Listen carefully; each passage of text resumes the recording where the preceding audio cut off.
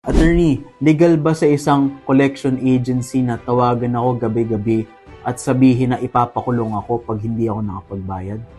Hi TikTok, this is Attorney Gonzalo for Special and Company Law Firm. Pag-usapan natin ito. Ganito yan, hindi legal yan.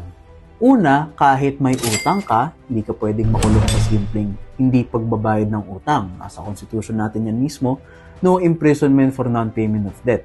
So, yung pananakot nila na ikukulong ka, scare tactic lang yan at higit sa lahat, illegal.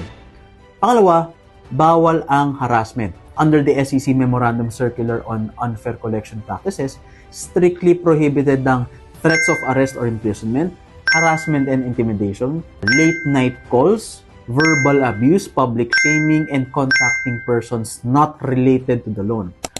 Kapag gabi-gabi ka tinatawagan, tinatakot, or minumura, clear violation yan ng SEC rules. Ang pwede lang gawin ng lending or collection agency ay mag-remind ng maayos, hindi mang-terrorize or mang-bully. So, sa madaling salita, bawal ang pananakot, bawal ang harassment, bawal ang unfair collection practices, at walang kulong sa simpleng utang.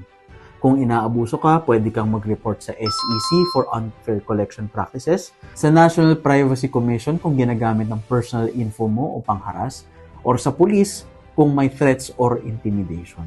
So, kahit may utang ka, hindi ibig sabihin pwede ka nang abusuhin. May batas na nagpoprotekta sa'yo. Stay informed, know your rights, and follow for more legal tips.